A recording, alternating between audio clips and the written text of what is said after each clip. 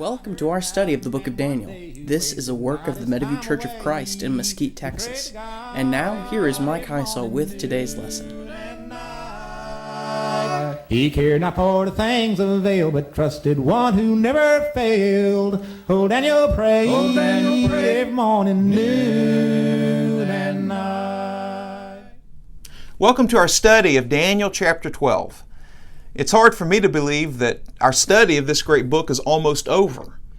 Lord willing, we'll have one more video next week, which will be a review of the book of Daniel. And in that video, we'll consider some of the great lessons that we can learn from this book and apply to our lives. Now, as we've said the last few weeks, Daniel 12 is not a standalone chapter. It's a part of a larger section. Daniel chapters 10, 11, and 12 form the last vision of the book. And it's the last dated material in the book. It dates to about 536 BC. And the crisis that initiates this vision that Daniel receives is the fact that the first group of Jews have been allowed by Cyrus to return from captivity to Jerusalem. And they've begun rebuilding the temple, but opposition has arisen, and it's caused them to stop the work on the temple. And so Daniel has gone to God in fasting and in prayer, trying to understand why the Jews are facing this opposition. And 21 days into his fasting and his prayer, an angel, a heavenly messenger, comes and reveals this particular vision that we've been studying to Daniel. Now, the vision takes Daniel from his day and time down to about 164 BC. And the vision lets Daniel know that though the Jews have faced great opposition in the past, and though they're presently facing opposition, they have far greater opposition that they will face in the future. And that opposition will come from one Antiochus IV Epiphanes, who was a ruler of the nation of Syria. He rose to power in 175 BC and finally died in 164 or 163 BC. But Antiochus IV Epiphanes, out of a desire to unify his kingdom and spread the Greek culture, outlawed Judaism. He came and he took over the temple and defiled the temple of Yahweh and dedicated it to the Greek god Zeus. And he forbade the Jews from circumcising their children and resting on the Sabbath day and engaging in anything that was peculiar to the Jewish people. And he would put to death any of the Jews who would refuse to turn toward paganism and who would strive to remain faithful to what Moses had taught. But there arose some opposition against Antiochus IV Epiphanes, and that opposition came from the Maccabees. You see, one of the officers of Antiochus IV Epiphanes traveled about Jerusalem enforcing paganism, came to the city of Modin, a small village, where Mattathias, a priest, and his 5 sons were. And as he was encouraging the people there to sacrifice on a pagan altar, a Jew came forward to do that. And Mattathias was outraged at that and killed this Jew who was going to sacrifice on the altar in much the same way that Phinehas killed the man who was engaging in paganism with the Midianite woman back in Numbers chapter 25. And Mattathias also killed the Syrian officer who was there. And so that sparked off this rebellion of Mattathias and his 5 sons, most notably Judas Maccabeus, against Antiochus IV Epiphanes and the Syrian forces. And though it didn't look like the Jews had a chance, after several years of struggle, the Jews won the day. And they recaptured the temple, and they purified the temple and rededicated it to Yahweh. Now, if one were merely a human observer looking at what was happening, it would look like that Judas Maccabeus and the Jewish forces won the day because of superior tactics and because of their strong will. It looked like they just won the day because of better fighting. But Daniel 12 lets us know that there was much more going on behind the scenes. So let's read Daniel 12:1, and we'll begin a verse-by-verse study through this great chapter. At that time, Michael the great prince, who protects your people, will arise. There will be a time of distress, such as has not happened from the beginning of nations until then.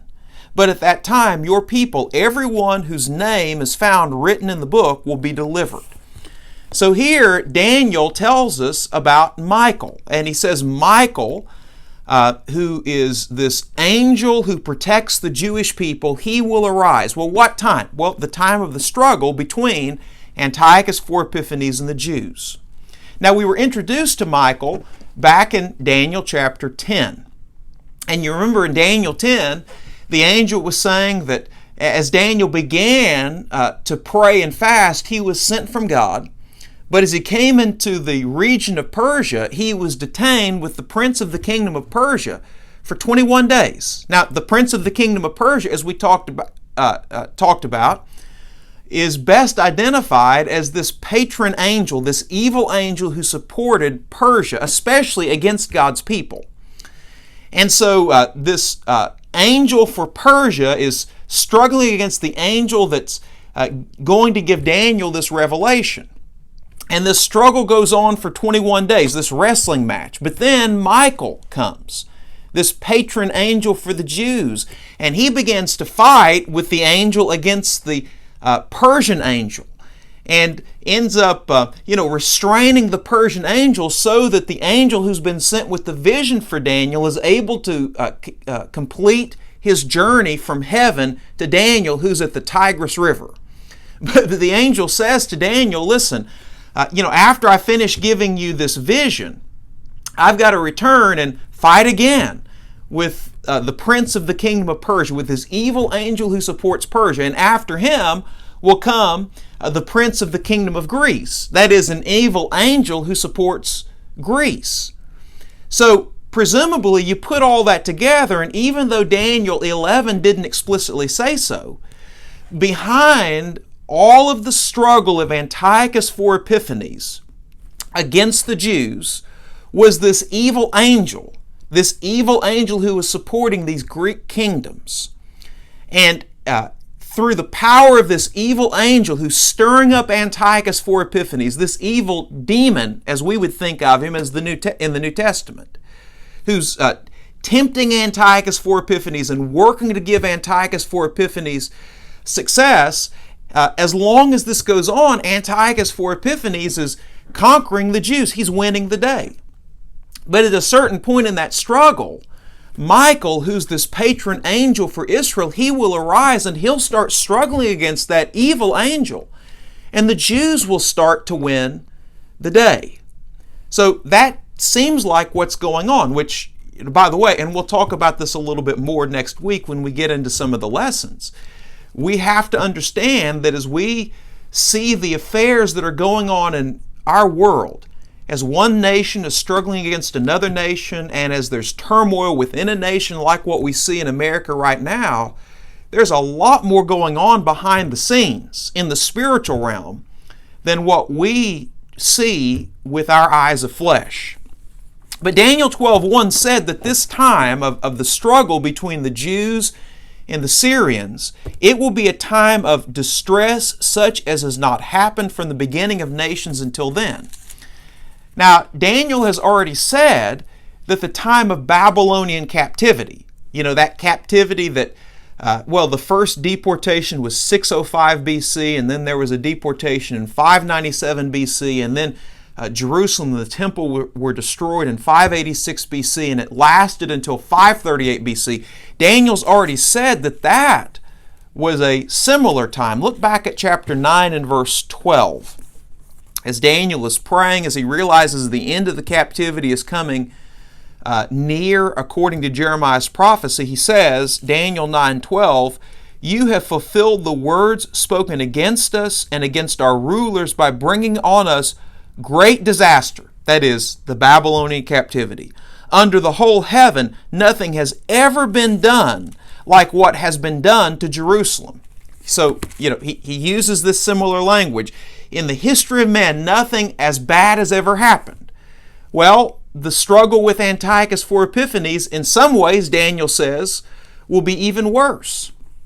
But then in the New Testament, in Matthew chapter 24, and at verse 21, as Jesus is foretelling a future struggle of the Jews, as the Roman armies led by Vespasian, and then later, after Vespasian becomes emperor, by Vespasian's son Titus, which culminated in the destruction of the temple and the destruction of Jerusalem in AD 70, Jesus said, Matthew 24:21, "For then there will be great distress, unequaled from the beginning of the world until now, and never to be equaled again."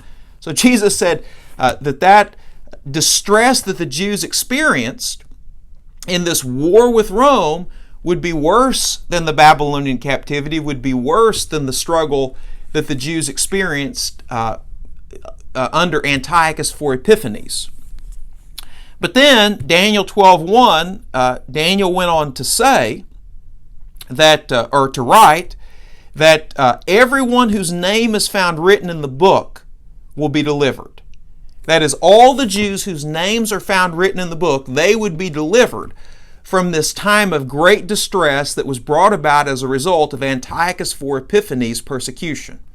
Now, this book of God with the names of the faithful written in it, it goes back to the book of Exodus. You remember Exodus chapter 32? As Moses is pleading with God to spare the Jews after they've turned so quickly to idolatry, worshiping the golden calf. We're told, Exodus 32:31, "So Moses went back to the Lord and said, 'Oh, what a great sin these people have committed. They have made themselves gods of gold, but now please forgive their sin, and if not, blot me out of the book you have written.'" Verse 33, "The Lord replied to Moses, 'Whoever has sinned against me, I will blot out of my book.'" So here we find the first reference to this book that contains the names of the faithful. And there are multiple references of this book throughout the Bible. Psalm 69, Philippians chapter 4. But of course we find the final reference to this book of life, or this book with God's faithful written in it, in the book of Revelation, multiple times in the book of Revelation. But consider Revelation 21:27. "Nothing impure will ever enter it," that is, the New Jerusalem, the heavenly city. "Nor will anyone who does what is shameful or deceitful, but only those whose names are written in the Lamb's book of life." So, Daniel chapter 12, everyone whose name is written in God's book, ultimately the Lamb's book of life, their names can be in that book because the Lamb's blood has forgiven their sin. All of them will be delivered. But then this raises a problem. What about those who were faithful to God and died because of their faithfulness? How will they be delivered whenever Michael empowers God's people to overcome the forces of Antiochus IV Epiphanes? It seems like if people have already been put to death by Antiochus IV Epiphanes, they couldn't be delivered. And many of them, as we pointed out last week, were put to death. You remember chapter 11, verse 33 beginning. "Those who are wise," that is, they're righteous. They refuse to turn to paganism. They continue to be faithful to the law of Moses. "Those who are wise will instruct many, though for a time they will fall by the sword, or be burned, or captured, or plundered. When they fall, they will receive a little help, and many who are not sincere will join them. Some of the wise will stumble, so that they may be refined, purified, and made spotless until the time of the end, for it will still come at the appointed time." So many Jews were killed by Antiochus IV Epiphanes. Their names were written in the book. How then will they be delivered? Well, that brings up verse 2 of Daniel 12. Look at verse 2. "Multitudes who sleep in the dust of the earth will awake, some to everlasting life, others to shame and everlasting contempt." You see, they would be delivered because ultimately they would be resurrected. And I think that it's very significant that this statement is made right here in the context of the faithful Jews' struggle against Antiochus IV Epiphanes, because in the book of 2 Maccabees, as the writer is detailing how that Antiochus IV Epiphanes put some of God's faithful people to death. He mentions Eliezer, for instance, 2 Maccabees 6, and we read part of that last week. He mentions the mother and her 7 sons in 2 Maccabees 7. But as they're being tortured, encouraged to engage in paganism, here is the way that they justify being faithful to the point of being martyred by Antiochus IV Epiphanes. I'll read you a few verses. 2 Maccabees 7:9. And when he, that is one of the mother's sons, was at his last breath, he said, You, talking to Antiochus IV Epiphanes, accursed wretch, you dismiss us from this present life, but the King of the universe will raise us up to an everlasting renewal of life because we have died for his laws. You see, their hope was resurrection. And there are several more verses like that in 2 Maccabees chapter 7. And Daniel 12:2 is what gives them that justification for a hope of resurrection. So all of those faithful people of God whose names were written in the book, they will be delivered from what Antiochus IV Epiphanes did to them at the end. Now this, Daniel 12:2, is the first reference in the Bible to a general resurrection of the dead, a resurrection of the righteous and of the wicked. Jesus will make reference to it also in John chapter 5. John chapter 5, verses 28 and 29. Jesus says, Do not be amazed at this, for a time is coming, literally an hour is coming, when all who are in their graves will hear his voice. And of course we know that's Jesus' voice. And come out, that is, come out of their graves. Those who have done what is good will rise to live, and those who have done what is evil will rise to be condemned. Now, by the way, before we go back and just notice some of the details of Daniel 12, these statements are very significant, especially the one in John 5, 28 and 29. Because Jesus said that in the same hour that the righteous are resurrected, the wicked will be resurrected. Now, several times in our study of Daniel, we've talked about premillennialism, which anytime you hear a preacher on TV or on the radio talking about end times, you can almost take it to the bank that they're doing so from the perspective of premillennialism. Now, premillennialism says that Jesus will return before the millennium. They believe that there will be a literal millennial, that is 1,000-year reign of Jesus Christ on earth. But they say that Jesus will come back first secretly for his saints. They call this the rapture. They say in an unexpected moment, Jesus Christ will come back and the righteous will be caught up to meet him, and all the righteous dead will be raised from the dead.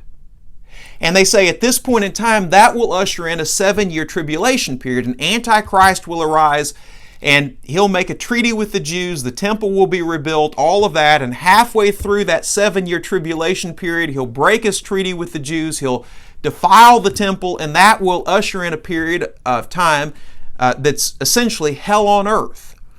But then at the end of that 7-year tribulation period, the Antichrist with his forces will gather in the valley of Megiddo to fight the battle of Armageddon with Jesus Christ. And Jesus Christ this time will come back openly. He'll come back with his saints and will fight against the wicked and will overcome the Antichrist, and then he'll usher in a 1,000-year reign on earth when he'll reign from Jerusalem. And then at the end of that 1,000-year reign, then the wicked will be resurrected. So premillennialism says there are two resurrections, the righteous first in the rapture, and then the wicked 1,007 years later after the millennium. But Jesus Christ says that in the same hour that's coming, the righteous and the wicked will be raised from the dead.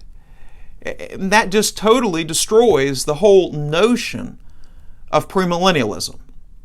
And I'd like to say more about that, but to get through Daniel 12 and all that's here, I can't. We need to move on. But that's one of the reasons, and I have many more reasons, but that's one of the reasons why I've not interpreted some of the passages in Daniel according to that premillennial perspective, because from my viewpoint, it just doesn't mesh with all that Scripture has to say.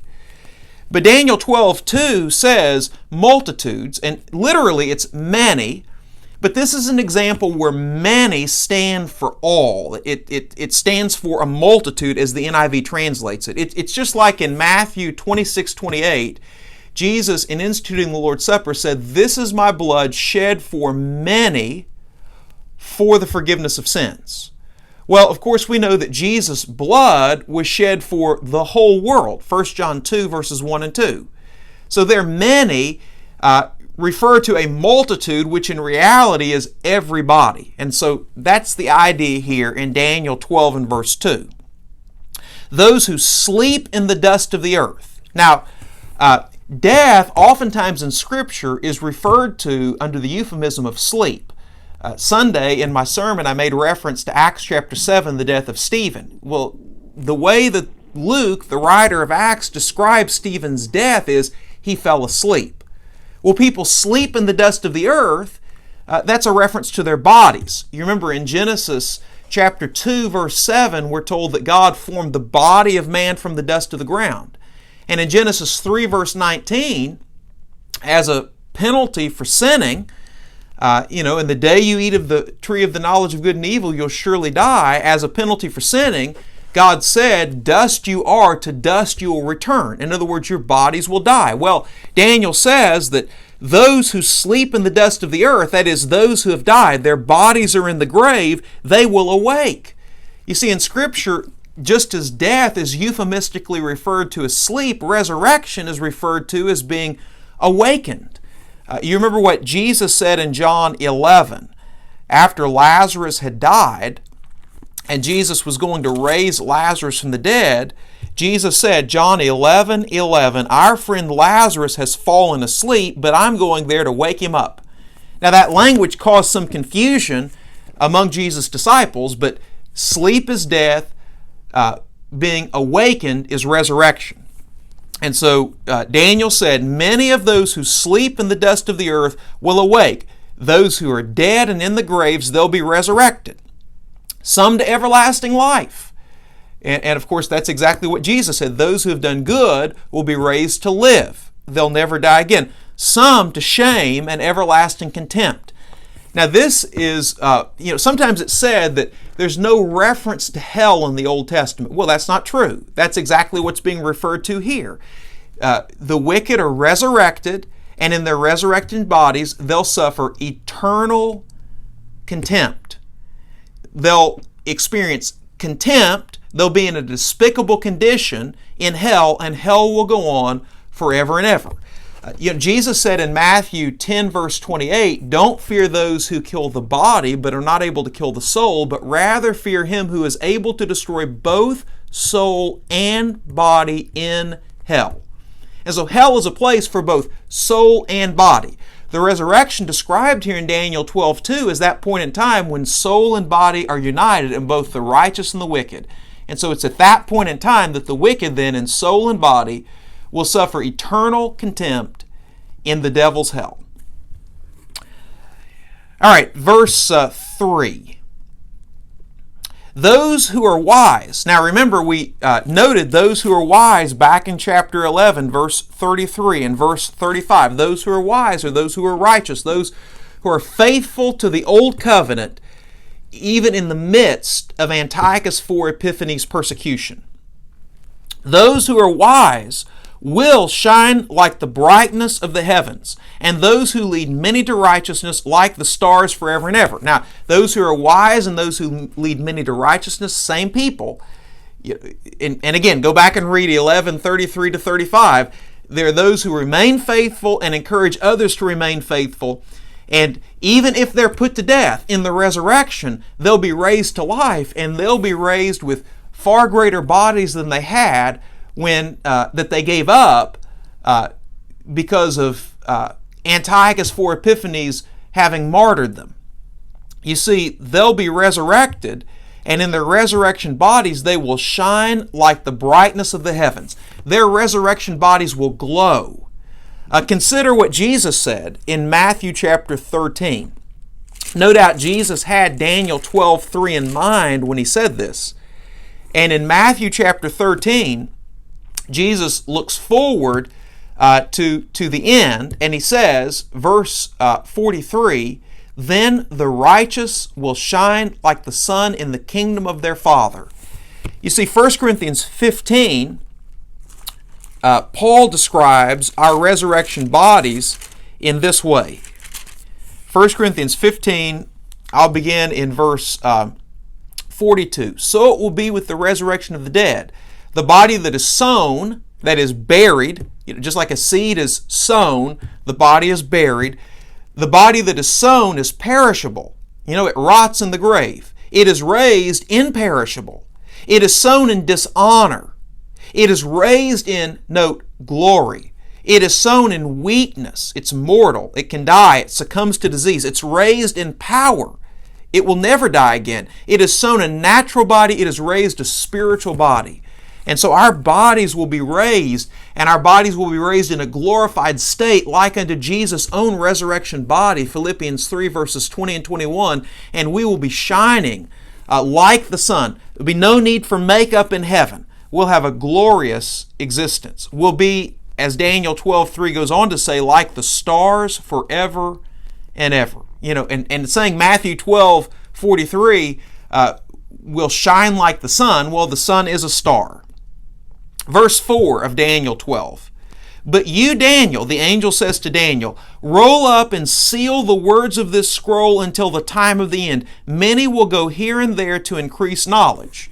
So, roll up and seal the words of this scroll. Now, why did the angel say that to Daniel? Well, it seems like the angel said that to Daniel because Daniel is writing this in 536 BC, and these words would not be fulfilled for hundreds of years. Again, the last part of this vision is fulfilled in about 164 BC. And so, roll it up, seal it up, because the contents of this vision aren't needed just yet.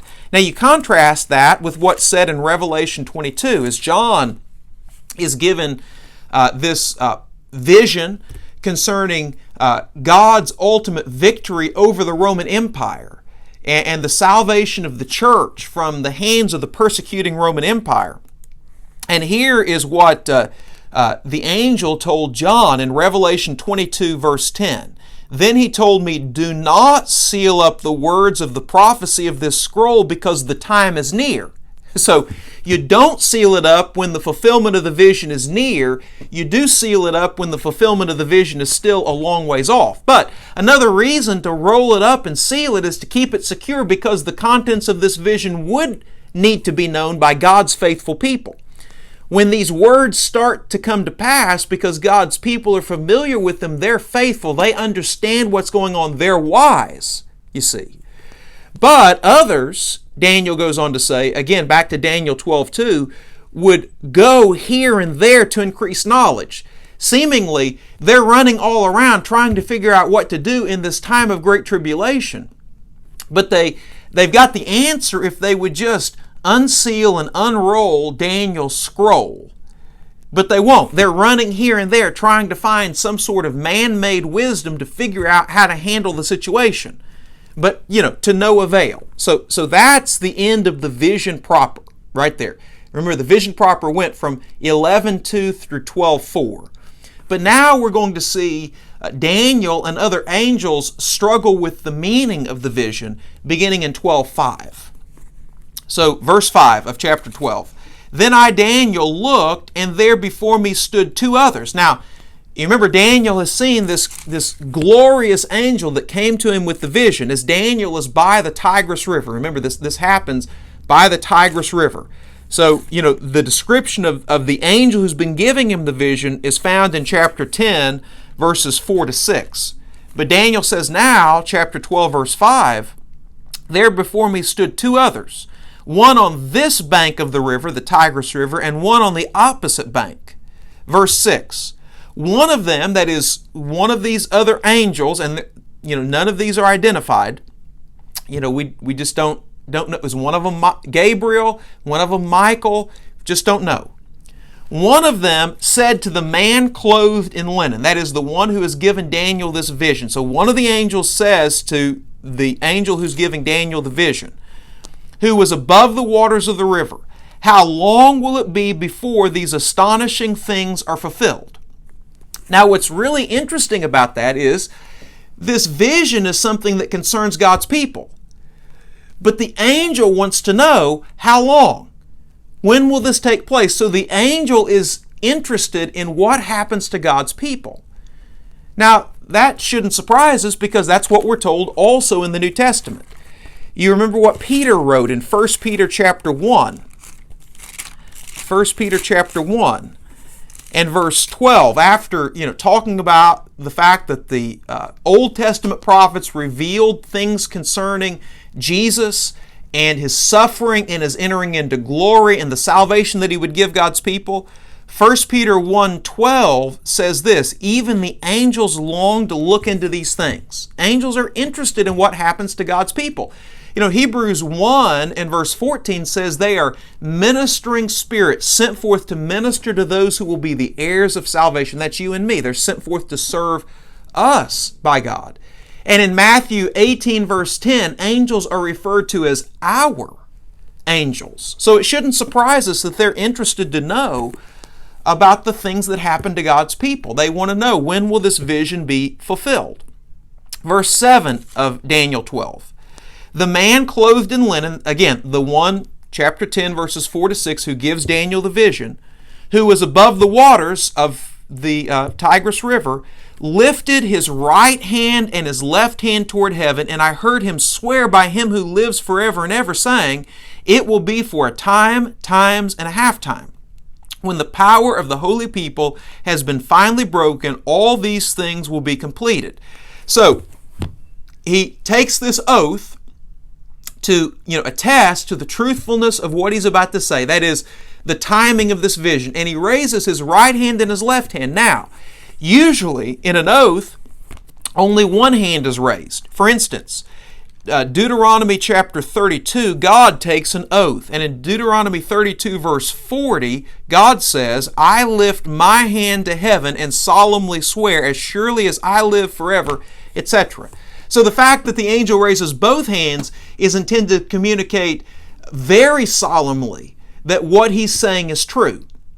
And again, just like God, because he could swear by no greater, he swore by himself, Deuteronomy 32:40, the angel swears by God. And whenever God's people take an oath, Deuteronomy chapter 6 says they were to take that oath in God's name. Deuteronomy 6, for instance, verse 13 says, fear the Lord your God, serve him only, and take your oaths in his name. So the angel says that the timing of this vision would be that it will be for time, times, and a half time. Now, that's not the first time that we've seen this language used in Daniel. We saw it back in chapter 7 and verse 25. Now think about this. Time, times, and a half time.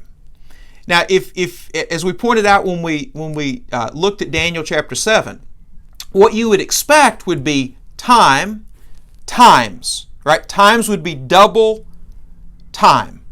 And then 4 times, okay? Because every time it's doubling, time, times, and 4 times, which, by the way, time and times, that's 3. 4 times would be 7. But rather it's time, times, and then unexpectedly half a time, which is 3.5. Now what this points out is that God is in complete control of the timing of this vision. Now, God, it's not revealed the exact time frame. There's mystery here. God keeps the exact timing in his own mystery, which he'll give us more details when we get down farther into Daniel 12. So in saying it will be 3.5 times, there's some mystery here. But by saying that it's 3.5 times, it says God has cut it short. God has cut short the 7 times, which would be the complete time. He's cut it short into 3.5 times. So in other words, he is in control. And he will cut short this period of suffering. This period of suffering won't go on forever. Now, the time described here in verse 7 is not the same as in chapter 7. In chapter 7, what was being dealt with was the persecution of God's people, the church, at the hands of the Roman Empire. And I think, as I said back then, there's a strong case to be made that time, times and a half time stood for 3.5 centuries. I won't go back and make that case. But here, what's probably being referred to is about 3.5 years. And we'll see that as we get down farther into the text. But again, there's some mystery in the way that this is stated.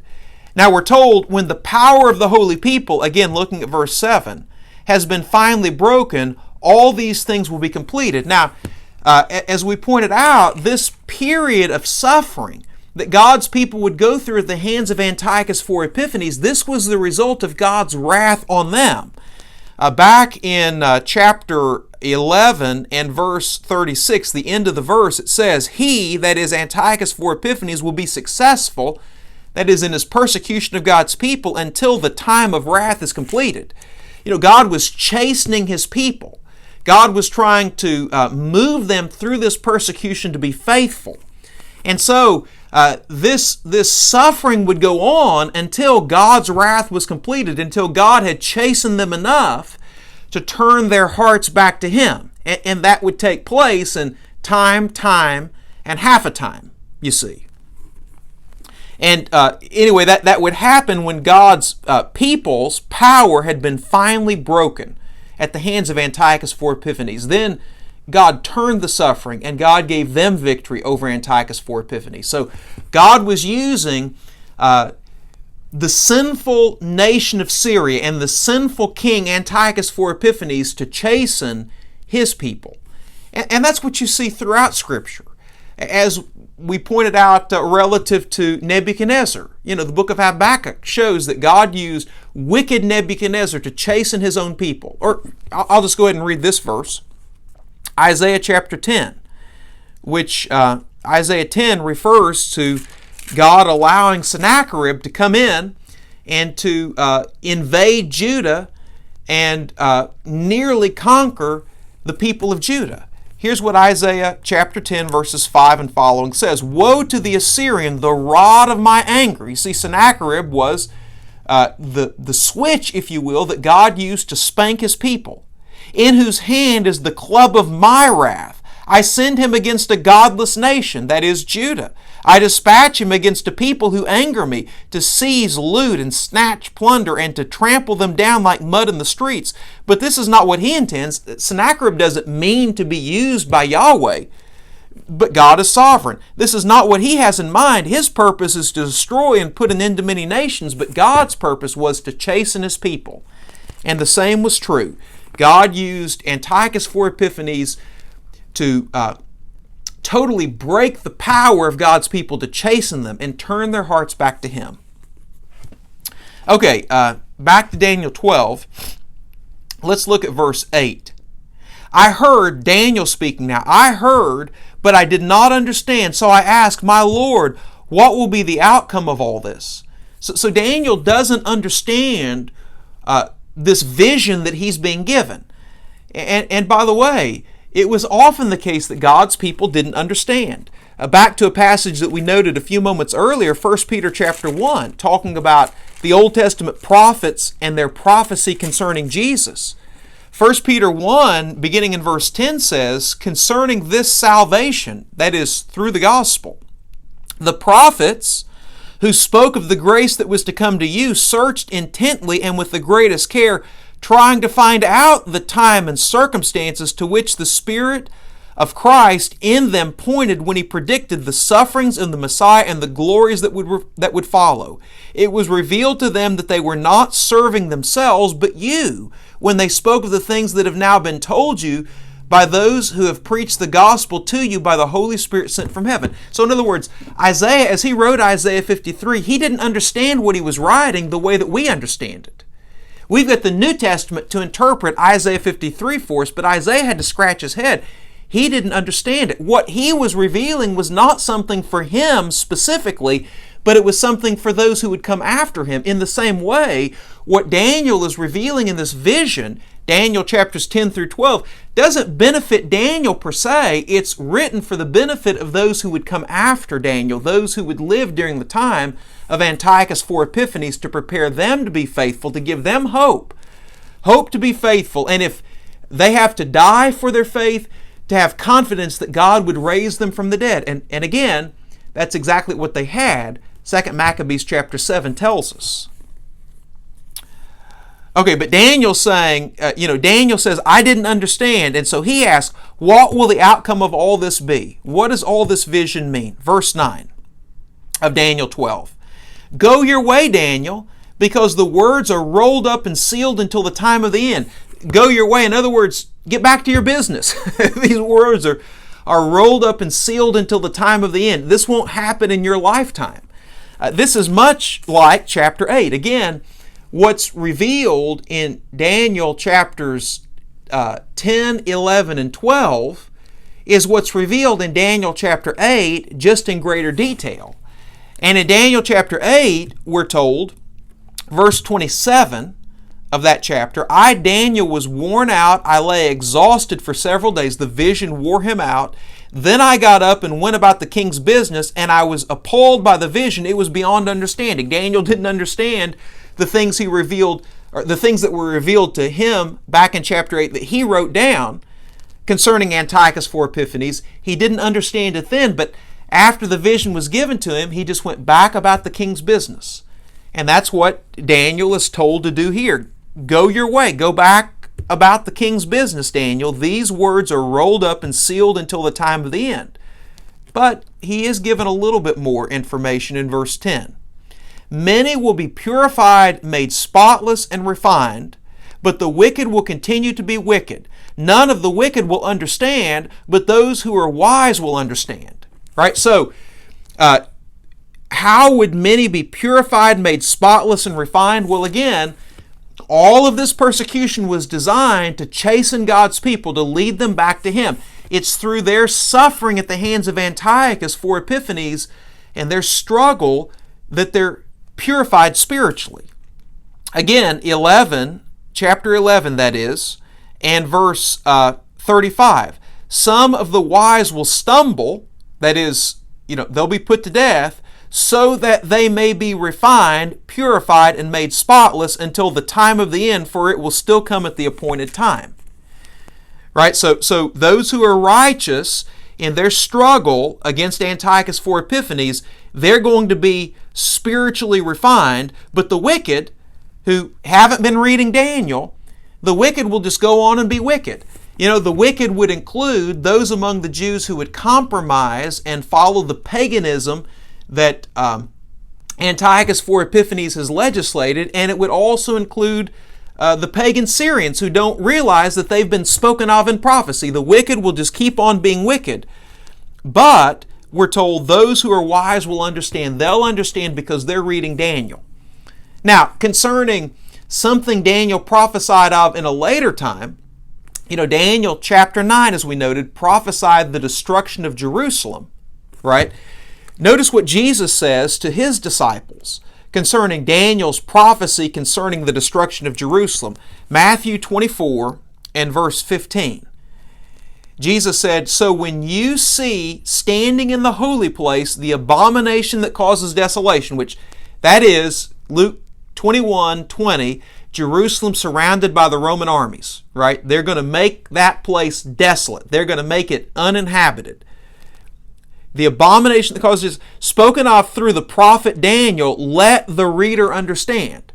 So Jesus is assuming that His disciples are reading the book of Daniel. They're reading Daniel 9. They're understanding that that's a prophecy concerning the destruction of Jerusalem. And through their reading that prophecy, then they're ready to flee Jerusalem. So that's the same thing that's said here concerning the faithful Jews in the time of Antiochus IV Epiphanes' persecution. Those who are wise will understand because they've been reading Daniel. From the time that the daily sacrifice is abolished and the abomination that causes desolation is set up, there will be 1,290 days. Now, as we said last week, the abolishing of the daily sacrifice and the setting up of the abomination of desolation, those are events that took place during the persecution of Antiochus for Epiphanes. We read about that in 1 Maccabees chapter 1. That took place in December of 167 BC. And then, as we read last week in 1 Maccabees 4, in December of 164 BC, Judas Maccabeus restored the temple and purified the temple. So the time period that the temple was defiled was right about 3 years. Now, Daniel is told that it would take 1,290 days for this purification to take place. The Jews had a 360-day year. And so 3.5 years, considering that the year was 360 days, would come to 1,260 days. So 1,290 days would be basically 33 months as the Jews would count a year. So basically that's the time period then that we read about in the book of Maccabees that the temple remained defiled. Then verse, and by the way, it's about the same period of time that we read about in verse 7, the time, times, and halftime, 3.5 times. If you assume there that time stands for a year, which by the way, time could stand for a day, time could stand for a month, time could stand for a year, time could stand for a decade, time could stand for a millennium, because time is just not specific. I think that it was probably the time stood for a century back in chapter 7, but here I think that it does probably stand for a day. Verse 12, blessed is the one who waits for and reaches the end of the 335 days. So here 45 days are added to the last figure. Now again, the beginning point, the stopping point here is not entirely clear, but it seems like what's trying to be communicated again is that God has it in control, and God will bring this period of suffering to an end. Be faithful to the end. God has already determined how long it will last. As we pointed out in the last couple of weeks, what the angel is revealing to Daniel, chapter 10 and verse 21, are the contents of the book of truth. That is, this is God's plan for the future. So God already has this figured out. So the person who remains faithful during these 3.5 times, who remains faithful during the 1,290 days, remains faithful during the 1,335 days, that person who remains faithful is a person who's blessed. Because we noticed in chapter 12, verse 1, the powerful angel Michael is going to come and he's going to give God's people victory, and even those of God's people who die in this persecution, they're going to have victory because they're going to be raised to everlasting life. All right, verse 13. As for you, saying to Daniel, go your way till the end. You will rest, and then at the end of the days you will rise to receive your allotted inheritance. So, Daniel, this vision doesn't concern you. You just go about the king's business, as in chapter 8, verse 27, as in chapter 12, verse 9. You continue living your life, continue being faithful until the end. When your time comes, you'll rest. There, the rest has reference to Daniel's death. You remember, death was described back in chapter 12 and verse 2 as sleeping in the dust of the earth. So at the end of Daniel's life, Daniel would rest, Daniel would die. But then, when the end comes, when chapter 12, verse 2, the multitudes who sleep in the dust of the earth awake, when resurrection comes, Daniel will himself rise. Daniel himself will be resurrected, and Daniel will receive his allotted inheritance. Now, undoubtedly, what's being referred to there in receiving the allotted inheritance is what was described back in chapter 2. Remember, in chapter 2, we're told that, in the context of this vision of this great image that represented 4 successive world empires, that in the time of that 4th empire, the time of the Roman kings, a rock was cut out without hands. In other words, this is a divine activity, strikes the image on the feet, destroys it all, and it grows and grows and grows until it becomes a mountain that fills the whole earth. For instance, 2 verse 35. I'm going to pick up the end of verse 35. But the rock that struck the statue became a huge mountain, and it filled the whole earth. Well, what does that rock represent? Verse 44, in the times of these kings, God will set up a kingdom that will never be destroyed, nor will it be left to other people. It will crush those kingdoms and bring them to an end, and it will itself endure forever. So God's kingdom will stand forever, and God's kingdom will one day be a kingdom that fills the whole earth. And that's a prophecy concerning what we studied about on a Sunday morning here a couple of weeks ago in 2 Peter 3 verse 13. It refers to the new heavens and the new earth. So when Jesus Christ comes again, Jesus Christ will raise all the dead, and all the dead will be ushered to the judgment, and Jesus Christ will destroy this present material universe, and all the dead will be judged, including Daniel, and then Jesus Christ will create this new heavens and this new earth, and the heavenly city that now exists, the New Jerusalem, will come down out of heaven and take its place on the new earth. And Daniel at that time will receive his allotted inheritance, and all of God's people will receive their allotted inheritance as they reign in the new heavens and the new earth. And so Daniel has told you, just go about your business. God will bless you in the end. And of course, that's the message to all of us. Let's go about our business being faithful to God regardless of what the consequences may be. And when we depart this life and death, we'll rest. And then finally, in the end, we'll be resurrected and we'll receive our allotted inheritance. Well, I've enjoyed studying Daniel 12 with you, and next week, Lord willing, we'll review the book and we'll notice some important lessons from the book that we can apply to our lives. God bless you. We thank you for taking the time to worship with us and to study a portion of God's Word. We pray that this has been an edifying experience and that you would join us again.